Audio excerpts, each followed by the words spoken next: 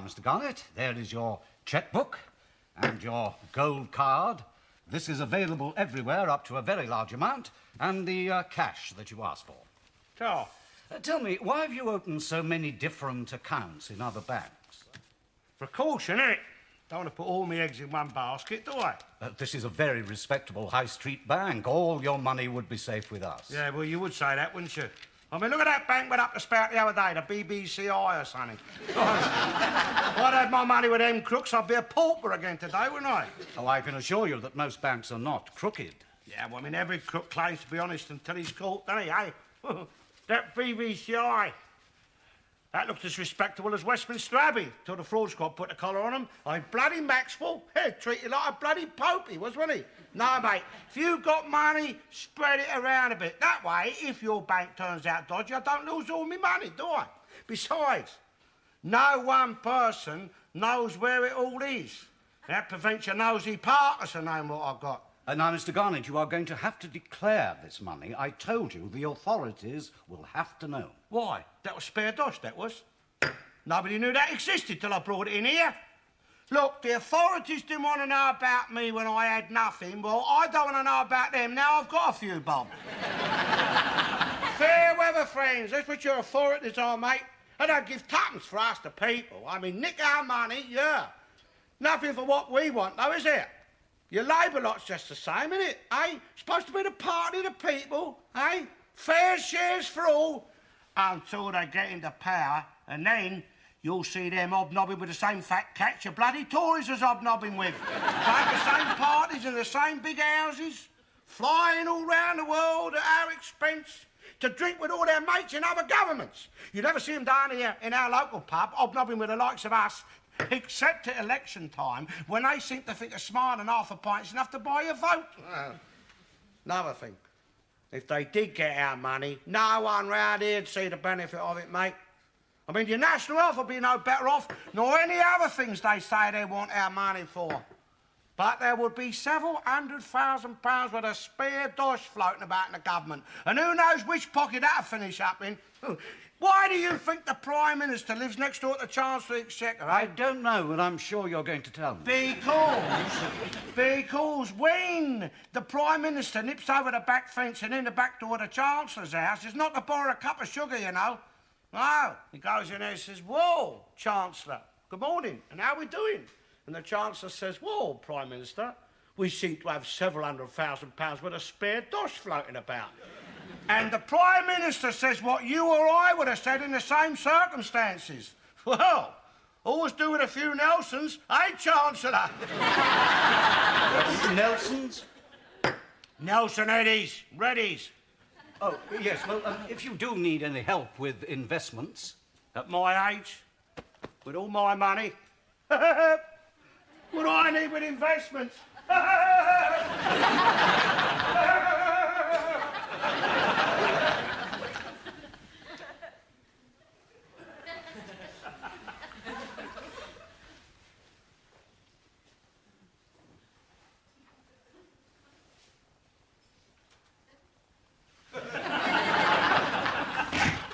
Make way for the governor. Oh, I'm sorry. Oh, never mind all that. Just make way.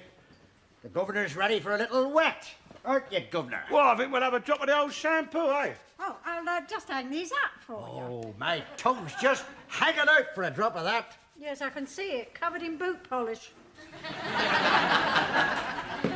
Allow me, governor. That's a knack, you see. Oh, and I suppose you've acquired it. All the champagne drinking you've done. It's a knack I acquired serving the rich, Mrs. Hollingbury. You? When were you ever close enough to the rich, even to serve them? When I was a steward on the big liners, serving the top table. Steward on the big liners? Barman on the Irish ferry, more like. Oh, I'm sure they liked all that on the top tables. Look. What would she know about champagne? Oh, the rich. Oh, the way they serve it. You're supposed to have the bang and the fizz. It's all part of the celebration. Well, look, half of it's on the bar, rest of it's on the floor. There's not much of it left in the bottle. No wonder it's a rich man's drink if that's all you're left with after you open it. The rich Mrs. Hollingbury, when you've had the experience of him what I've had, aren't bothered about the spillage of a drop of champagne on their marble floors. They have gallons of it in their cellars. She's ignorant of the ways of the world. Yeah. We're going to have marble floors. Well, perhaps in your new house, eh, Governor? New house? What new house? Well, now, that's up to you, Governor. You're the boss. Where you lead, I'll follow. Cheers to the Governor, a captain of the universe.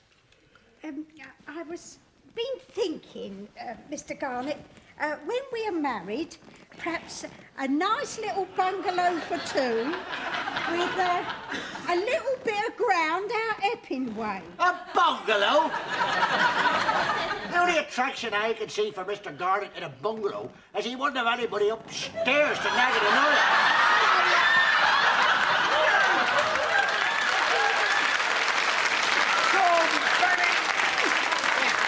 Watch your back, now, Governor. Watch your back. You silly great pudding! Put that bloody chair up! Marriage? Who said anything about marriage? Well, I thought that's what we'd been planning. Well, that's what you might have been doing, my dear, but I haven't been planning no marriage. Not since you left me standing at the church a laughing stock. Oh, well, that's all in the past now. There's a lot of things in the past, my dear, and they can stay in the past as far as I'm concerned. I was poor and living on a pension in the past, but now I'm rich. Yeah, well, money needn't change things. Don't be daft. Of course, money changes things. No point in having money if it don't change things, is there? Well, it needn't come between us, that's what I mean. I wouldn't allow it to alter my feelings for you. Because, you see, I was prepared to marry you when you was poor. But you wasn't, was you? You wouldn't say obey. You wouldn't say I obey, would you? Oh, I obey. There, I've said it. In the church. You wouldn't say it in the church, would you? Well, arrange the wedding, book the church, and I'll say it. Well, I obey. I obey. But will you? Whatever you say.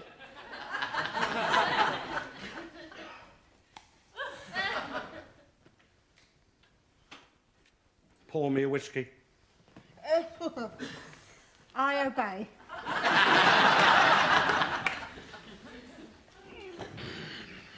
Fetch it here.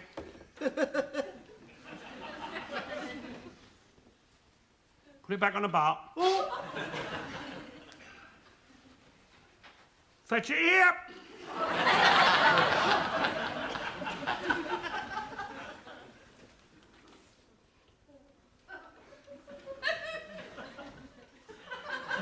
Sit.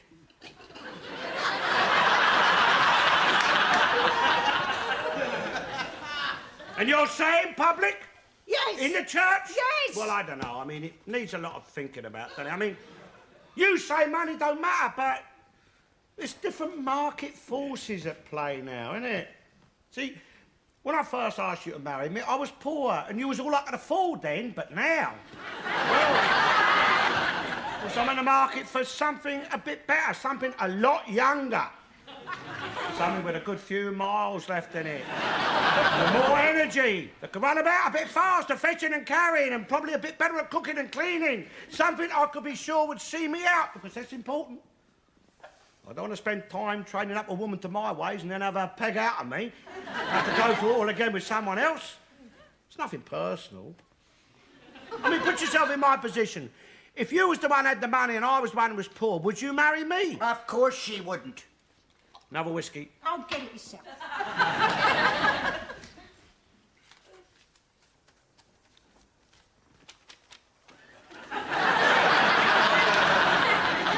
Testing, testing. If you hope to hear the bands read out the ears. Oh!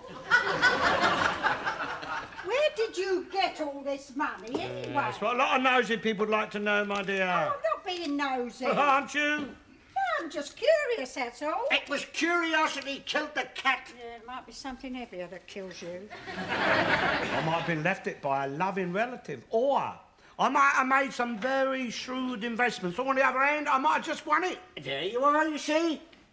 Mr. Garnet is clever enough to have made investments. Eh? Right. The cleverest man around here, as I've always said, and lovable enough to have been left it by adoring relatives, and clever enough to have won it.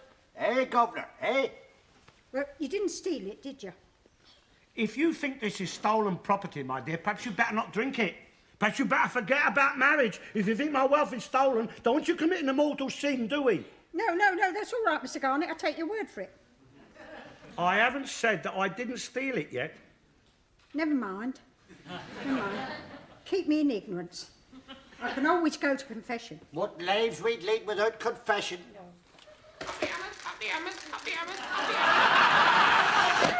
And another thing, Mrs. Hollenberry, there'll be no need for you to go poking about up my chimney when I'm out looking for my money box. I've got somewhere more secure to hide things than prying eyes now. I've never looked up your chimney. Yeah, that bad leg of yours ain't rheumatism, you know. That's from all the hours you spent kneeling down begging forgiveness for all the lies you tell. Sinner's need, that's what you're suffering from, my dear.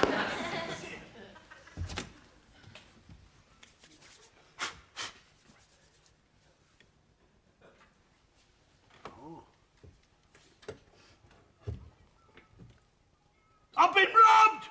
You lousy rotten Millwall supporters! You thieving swines! Is your money in there? No!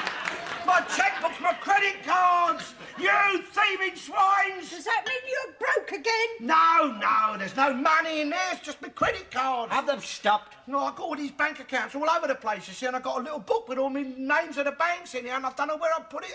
Shut up!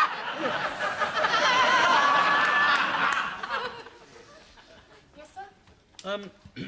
Have I got a count here? I don't know. Have you, sir? Well, I think so. I seem to remember coming in here. Yeah, I'm sure this is it. Trouble is, they all look the same. What is your name, sir? Oh, well, you got me there. I beg your pardon, sir. No, see, I've got all these bank accounts, like, in different names, you see, all my aliases. And, let me run a few names past you. Bobby Moore. Dennis Thatcher. Harold Wilson. Neville Chamberlain. Hold on, just a minute. I ain't lost it. It slipped down the lining. It slipped down the lining of my coat. It was there all the time. What bank is this? Westminster. That's with a W, isn't it? Hold on. Yeah, oh, look. Westminster. Powell? Ah, yes, Mr. Powell. Enoch, isn't it? Yeah, that's it. Enoch Powell. Have I got a count here? Yes, a very substantial one. Well, look, see, I've had my checkbook and all my credit cards nicked. No problem. I'll have them cancelled and get new ones out to you. Thank you. Oh, they're very nice to you when you got a few quid, aren't they? Hey? Well, my real name is...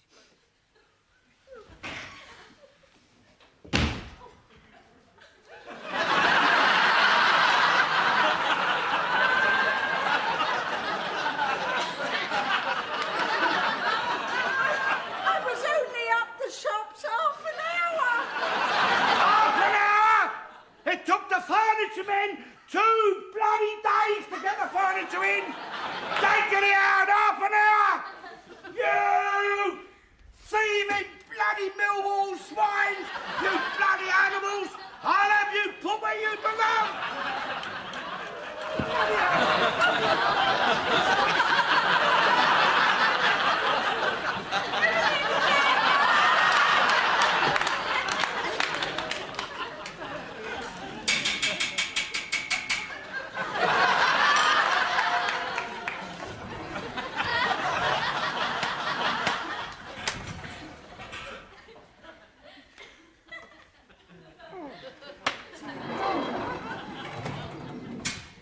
Like living in a prison.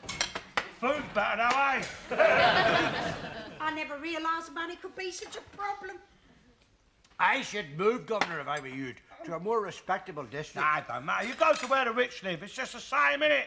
Same bars, chains, burglar alarms, steel doors. It's the furniture of your rich. If they won't lock up your criminals, then the rich has got to lock themselves up. Yeah, the trouble is, though, if you live among them, they can rob you without involving themselves in a lot of travelling expenses. Never mind, it's got its compensations, eh? Blimey, a few weeks ago, this was a meal you could only dream of, eh, mate? Oh, yeah. A poor man can only drive a meal like this once a year at Christmas. Right. And even then, only after a year of saving. Well, there you are, you see. For the rich, it's Christmas every day. For the idle rich. Eh?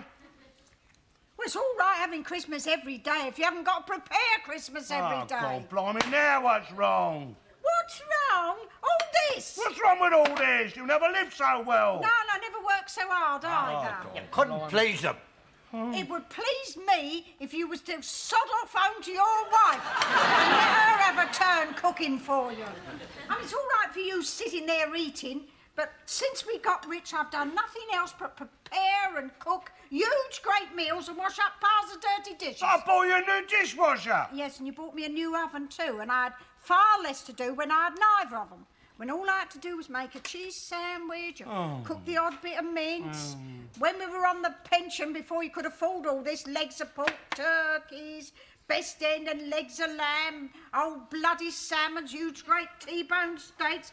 At least I had the time to sit down and enjoy the little bit I'd cooked. Well, what are you going on about? You sitting down now? Yeah, but what about your pudding, your spotted dick and custard? Well, see to that first, if you like. Oh, sod your pudding. There's no pleasing them. Oh, shut up, you. Listen, I never thought I'd hear myself say it, but you are a thick Mick.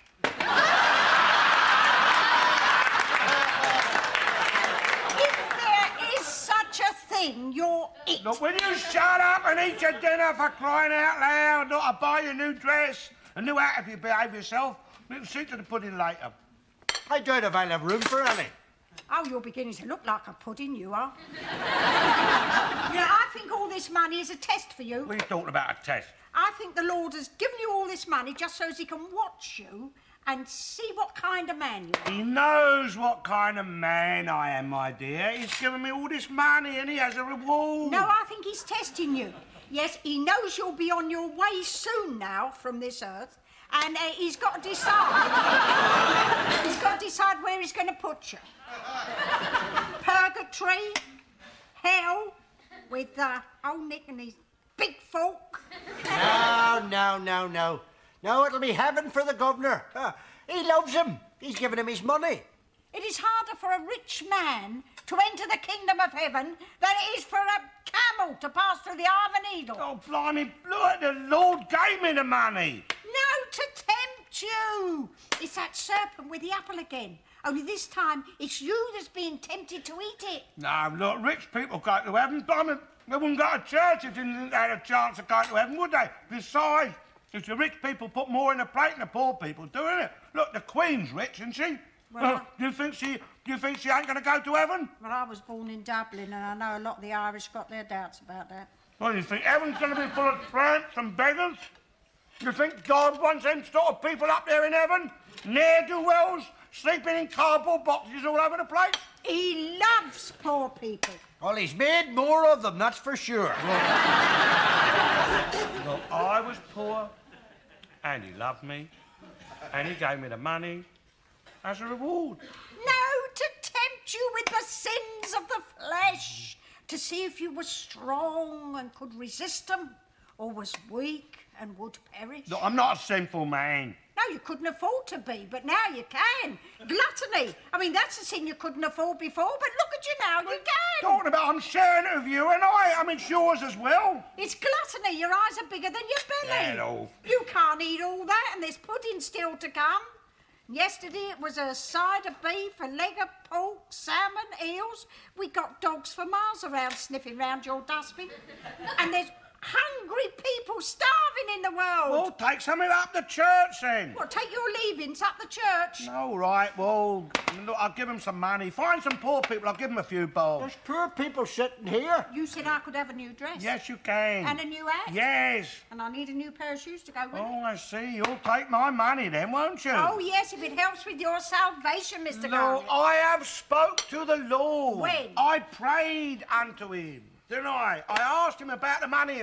I asked him to give me a sign what he wants me to do with it. I said, do you want me to give Mrs. Hollenby any of the money, Lord?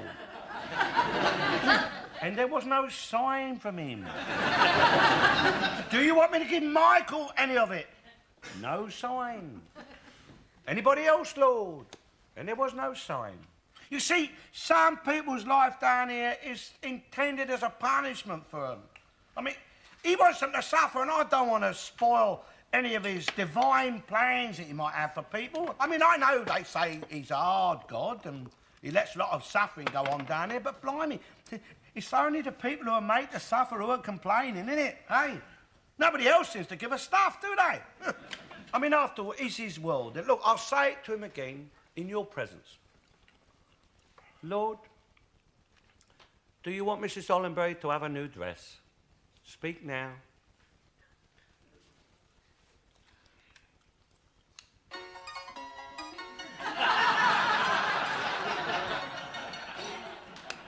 Or in a few minutes, Lord. You won't get no messages like that.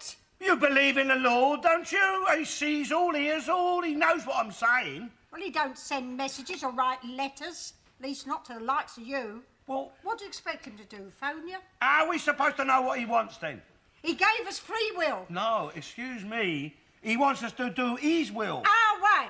What do you mean our way? He judges us. When we come before him on Judgment Day, he will say to you, Mr. Garnett, you did it your way. Regret. I had a few to mention. But Lord, on this your judgment day, give me redemption. 'Cause I did it my way. Oh, for Christ's sake, shut up! Ignore him, he's a proddy. I'd be very wary if I was you, Mr. Garnett, in your position. I mean, the Lord, he'll give you just enough rope to hang yourself with. Not funny. He could be watching you, sitting there, enjoying your gluttony, and then take you, just like that, in the middle of your pudding. I don't want no pudding. Or he might let you get used to the money, enjoy your gluttony, and then allow you to outlive the money and make you spend long, miserable years on the pension, getting older and more feeble, and at the mercy of all those you scorned when you was wealthy. Oh dear, yes, I'd be very wary if I was in your position. I'm going out the pub!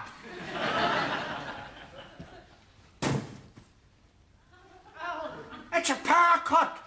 It's a sign. Bloody hell! The bars won't work! Oh, Gordon Bennett! I want to go to the toilet.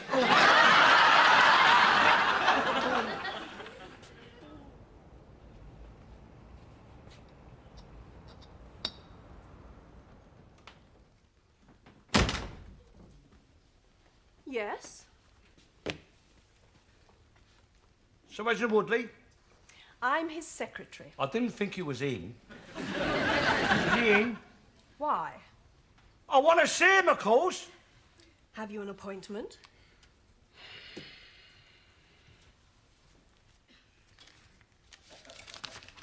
My visiting card, dear, take that into him, will you? And tell him there's plenty more where that come from. I beg your pardon. Go on, I'm not national health rubbish, you know.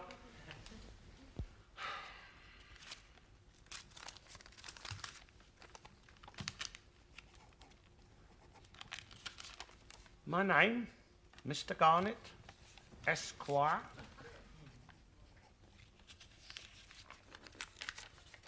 My phone number?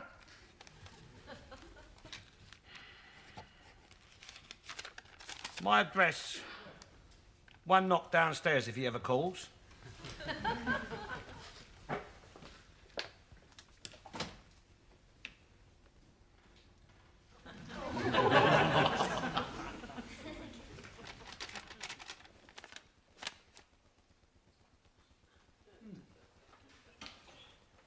Cute.